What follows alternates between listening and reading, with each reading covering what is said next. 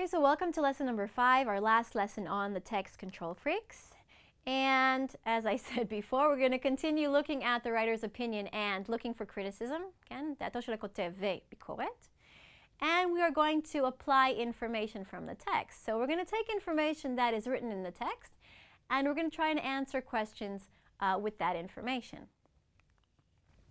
So we're going to read paragraph 10 right now, and I want you to focus on the following question.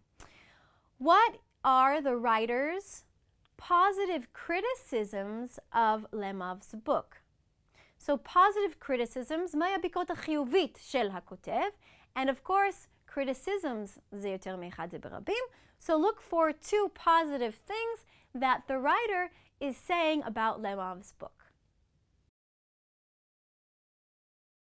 So I'm sure that you noticed the beginning of paragraph 10. It says here the greatest strength of למאב's book. כן? The greatest strength, נקודת החוזק המרכזית של הספר שלה, ואז כמובן הכותב ממשיך ומספר. Okay, is that she does not only describe the scientific efforts to engineer the brain, פסיק, she also, כן, לא כתוב also, אבל זה הכוונה פה, she also describes the scientists who organized the experiments. So what is the answer here? On the one hand, מצד אחד, she describes the scientific efforts to engineer the brain, כי אני מתארת את כל אותם ניסויים, במקרה הזה קצת הזויים, של המדענים שניסו לשנות את המוח. Okay. But also, she's describing the scientists who organized the experiments. היא מתארת את המדענים עצמם, איזה סוג של אנשים הם אותם מדענים שערכו את הניסויים האלה. So, according to the reviewer, כן, according to Brooks, הכותב של המאמר שלנו, the scientists who organized the experiments were, כן, זה במרכאות, זה מתוך הטקסט, a sad bunch whose brilliance and arrogance often covered a desperate emotional neediness. Okay, this is in paragraph 10, lines 3 and 4. So, as Brooks was saying, כן, כפי שהסוקר אמר, הוא אמר שנקודה מרכזית וחשובה בספר שלו שהיא מתארת את אותם מדענים שערכו את הניסויים האלה.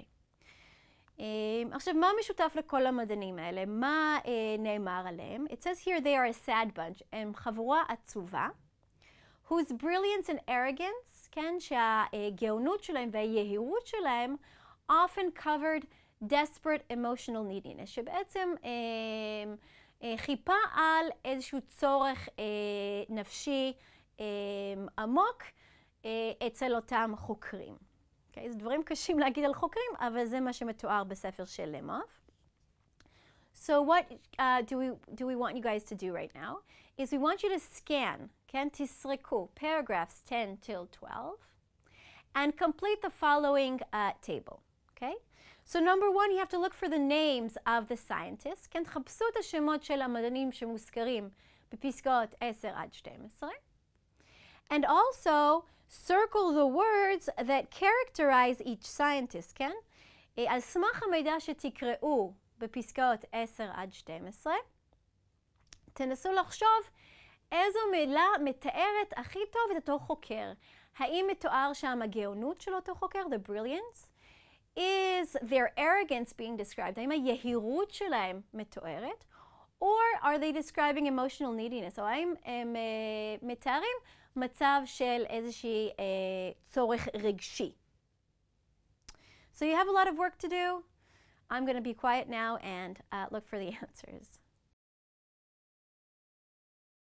So, of course, the first thing that you should have done was to scan the text and look for names of scientists. Now, of course, as you know, names are easy to find because they begin with capital letters. So, in paragraph 10, I'm sure that you found the name Jacques Loeb, okay? And in paragraph 11, we have the name of Clark Hull. And in paragraph 12, we have the name of O. Hobart Maurer, Oof, that's hard to say. But that is our researcher in paragraph 12. And now we're going to divide the answer into looking more closely at each individual paragraph. So we're going to look at paragraph 10 first. Remember that we're talking about the researcher Jacques Loeb. And what did you find? Okay, did you find something about his brilliance, his arrogance, or his emotional neediness? Now, if you mark the sentence, I wanted to take life in my hands and play with it, of course, this is kind of arrogant. כן? רוצה לקחת חיים ולשחק עם החיים. יהירות מסוימת. Okay? Now let's go on to the next researcher, to Clark Hull.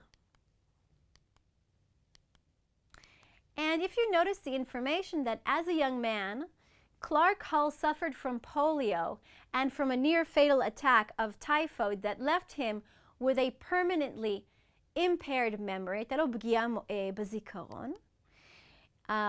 The purpose of his research actually covered emotional neediness. כן? זה בעצם חיפה על איזשהו צורך רגשי שהיה לו בגלל הפגיעה שלו. Okay? Also we have here in paragraph 11, the sentence, he became the driving force at a research institute at Yale and president of the American Psychological Association. So this man is somebody who is very important, very smart also. So this, of course, tells me that he was also a brilliant researcher, כן? הוא היה חוקר מאוד חכם. Okay, now we're coming to our last researcher, to Maurer. Okay, and if you notice the sentences, for the rest of his life, he battled depression, suicidal thoughts, and feelings of extreme disorientation. הוא עצמו נלחם בדיכאון ובאיזשהו חוסר התמצאות ובעיות רגשיות. And of course, this tells us this person or this researcher was coming from a background of emotional neediness. כן? הוא בא מאיזשהו רקע של צורך רגשי. But also, if you notice the sentence, he found that he could orient himself in his environment by disorienting his subjects in the scientific lab. So what they're saying is that he felt better when his patients felt worse. So I would call this, of course, arrogance, יהירות מסוימת. So that was a question which made you read a long portion of the text, but now we're done with it. Okay, and we're going to continue to our last question. So according to what we have read in the text, why do you think the reviewer has become much more skeptical about today's white lab coat types? כן? למה אתם חושבים הכותב הפך להיות הרבה יותר סקפטי לגבי אותם אנשים שלובשים חלוק לבן, לגבי אותם מדענים? Because Brooks learned that A, scientists were not only motivated by scientific purposes, המדענים לא הושפעו ממניעים מדעיים בלבד, or B, scientists were motivated only by scientific purposes, המדענים הושפעו רק ממניעים מדעיים. So now we're going to pause and think about the answer. So I'm sure you chose the first option. עכשיו, ברור לכם שהתשובה הזאת מתאימה יותר, כי בעצם על ידי הקריאה של הספר של למוב, הסוקר שלנו, מבקר שלנו, הבין שמחקרים מדעיים יש להם אולי כוונות טובות, אבל הדרך שבה הם מבוצעים, או לפעמים גם אנשים שמבצעים אותם, הם לא תמיד אמינים, לפי אותו ספר כמובן. So this is why the writer is more skeptical of experiments.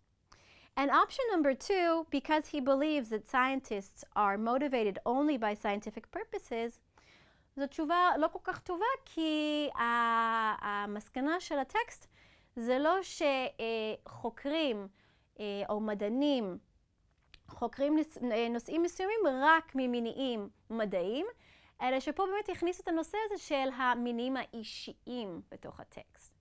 ולכן התשובה השנייה היא לא מספיק טובה, אלא התשובה הראשונה זאת התשובה הנכונה בשבילנו. So to sum up, לסיכום של מה שעשינו, okay? So we looked at the writer's attitude, we looked at the book review, we saw what the writer thinks about a certain book, and we also applied information from the text to a question. We also learned that science may have great intentions, even though it may not always be motivated solely by the common good, כן? למדנו גם שלמרות שבאמת למדע הרבה פעמים יש כוונות מאוד מאוד טובות, אבל הכוח המניע מאחוריו הוא לא תמיד טובת הכלל. Okay, so now we're going to review again the learning strategies. What we did today is we reviewed pre-reading, we looked at the eye-catching features, we scanned the text for information, עשינו סריקה של אינפורמציה. We looked at components of research, המרכיבים של מחקר. We looked at the writer's opinion. And you can remember שתוכלו לצפות בסרטונים הבאים המפרטים על אסטרטגיות הלמידה האלה.